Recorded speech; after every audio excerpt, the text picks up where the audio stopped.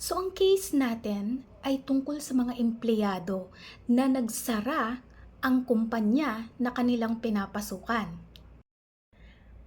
Pero ang kumpanyang nagsara na ito ay isang agency. So, etong mga empleyadong nawalan ng trabaho ay mga agency employees. Itong agency na nagsara na ito ay may kakontratang isa pang service provider o isa pa uling agency o kumpanya na nagbibigay ng serbisyo o ng mga personnel o ng mga tao sa isang malaking beverage company.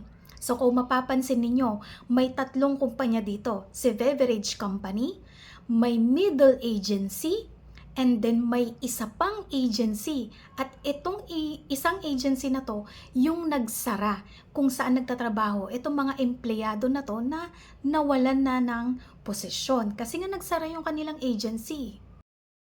So ano ngayon ang mangyayari sa kanila? Pwede mo bang ilaban na ikaw ay regular employee ni beverage company at hindi nung nagsarang agency?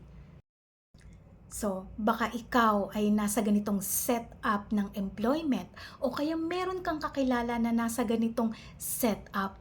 Pakinggan mo itong video na ito, baka makapulot ka ng idea. Etong si First Agency, bibigyan ko muna kayo ng background para hindi tayo malito, okay? Etong si First Agency ay may negosyo na engage sa distribution, delivery, hauling, and transportation ng mga produkto o ng mga goods. Ngayon, nakipagkontrata siya sa isang beverage company. Yung palagi niyong iniinom. Kadalasan iniinom ito tuwing merienda, ganun, or pagkatapos kumain. So, siguro alam niyo na kung anong pangalan ng beverage company na to. So, may agreement si beverage company at saka si First Agency para maghakot or mag-deliver ng kanyang mga produktong inumin.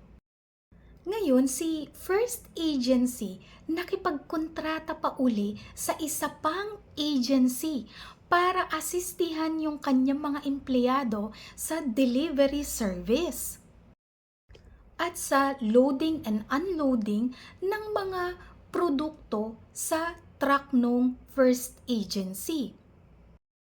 So itong pangalawang agency ang nag-hire ng mga tao bilang pickers and segregators. Ngayon, noong March 2017, itong si Second Agency ay nagsara. So, tumigil ang operasyon, nag-terminate siya ng mga tao. Itong empleyado na to, 24 employees, ay nag-file ngayon sa DOLE. So, nag-file sila ng complaint sa labor arbiter. Gusto nilang maibalik sila sa pwesto. Nagki-claim sila for back wages and 13-month pay, service incentive leave, benefits, overtime pay, and most importantly, yung pagiging regular employee, regularization.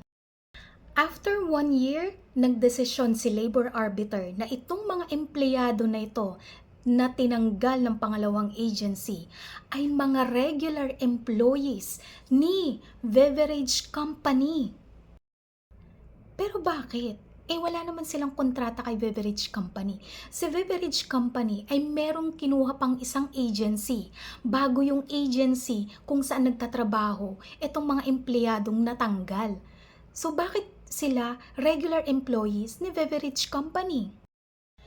Well, ang sabi ni labor arbiter, kasi yung agency, yung first agency na nakipagkontrata sa agency ng mga empleyado na ito na nagsampa ng kaso, ay gumagawa ng mga aksyon na labag sa batas o labag sa kanilang in violation sa kanyang license under Department Order 174.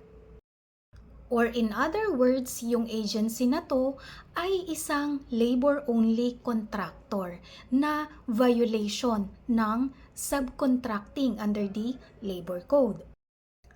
Pangalawa, napatunayan ng mga empleyado sa kanilang position paper na bago na irehistro yung second agency kung saan nagtatrabaho itong mga empleyado na nag-file ng kaso, bago na irehistro sa SEC, ay nagtatrabaho na itong mga empleyado na to kay beverage company.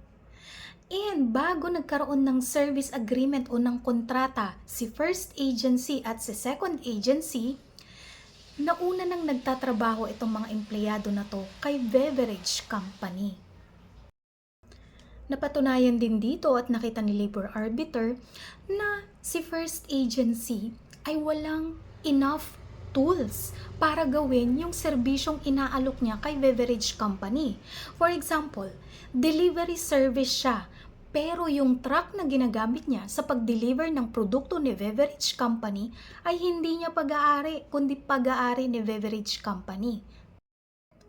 So, patunay lamang na wala siyang necessary equipment or tools. And isa yun sa violation under the rules. Kaya siya naging labor-only contractor. And yung pagkatanggal sa trabaho ng mga empleyado na to dahil nagsara yung pangalawang agency ay considered illegal. So dahil nagkaroon ng illegal dismissal, entitled sa reinstatement itong mga empleyado na to with full back wages, 13th month pay, service incentive leave, and overtime pay. At alam nyo ba na si beverage company ay liable sa mga money claims na ito ng mga empleyadong nag-file ng kaso? So anong lesson ang po pwedeng mapulot dito? Kung kayo ay empleyado ng isang agency and na-assign kayo or na-deploy kayo sa isang kumpanya, okay? Tapos natanggal kayo doon sa assignment na yun o sa deployment na yun and back to agency kayo. Ngayon, within 3 months, hindi kayo maihanapan ng trabaho ng inyong agency, pumunta kayo sa DOLE, file an illegal dismissal case, and kapag nag-file kayo ng illegal dismissal case, isama ninyo sa respondent yung kumpanya kung saan kayo inassign ng inyong agency and let the court decide kasi hindi mo alam. Baka may mga violations na pala yung kumpanya sa kanyang contracting arrangement sa iyong agency or yung agency mismo walang lisensya under DOLE or mayroon siyang mga violations sa kanyang lisensya bilang isang subcontractor. Malalaman nyo na lang yan kapag nag-file ng position paper ang mga kinasuhan nyo ng illegal dismissal. So, try it. Kapag ginawa sa inyo, na-deploy kayo sa kumpanya, tinanggal kayo ng kumpanya, back to agency kayo, within 3 months, hindi kayo nahanapan ng trabaho ni agency, mag-file kayo ng illegal dismissal case, isama ninyo yung pangalan ng kumpanya kung saan kayo na-assign or kung saan kayo na-deploy. So kung napapansin nyo, no, itong mga malalaking kumpanya, meron na silang bagong paraan kasi hindi na umuubra yung kumpanya nakikipagkontrata sa agency. Ngayon gumagawa na sila ng pangatlo or middle agency na sila. So, itong si kumpanya, malaking kumpanya, meron siyang middle agency, and itong middle agency na to ang kumukuha ng isa pang agency, tapos yung agency na yun ang mag-hire ng mga empleyado para i-deploy dito sa malaking kumpanya na to. So, ganun na yung nangyayari. Merong isang malaking department store or shopping department store, ganun, na gumagawa na ng ganyan. Isang malaking kumpanya. So, usually, ganun na yung ginagawa nila. Hoping na makalusot nga sila kapag may mga natanggal na empleyado and magpa-file ng illegal dismissal cases. But of course, in the end, justice will win.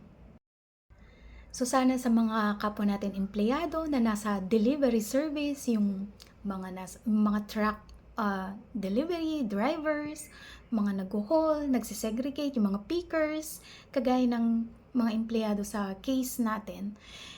Kung parehas kayo ng sitwasyon, sana nakapulot kayo ng idea kung ano ang inyong gagawin and kung paano ninyo makukuha yung karapatan ninyo o yung security of tenure para sa inyong posisyon. So, ayun lamang. Thank you for watching and thank you for your support.